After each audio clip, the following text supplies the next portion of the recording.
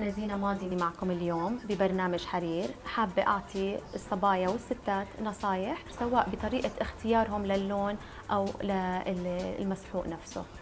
طبعاً أهم شيء كبداية نتأكد من إنه الوش منظف ومرطب بطريقة ممتازة، على أساس يكون بداية لأي مكياج ممكن نحطه سواء بالصبح أو بالمساء.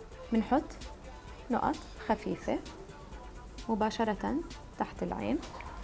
هلا عادة احنا بنستعمل الكحل الأسود، هلا صار في كحل أبيض، في كحل ملون، في أخضر، في حسب يعني اللون اللي ممكن تلبسيه. طبعا بالنسبة إلي الماسكارا إشي جدا أساسي لتكحيل العين. ورح نحكي كمان مش بس تكنيك وضع الماسكارا، رح نحكي عن طريقة لتسميك الرموش.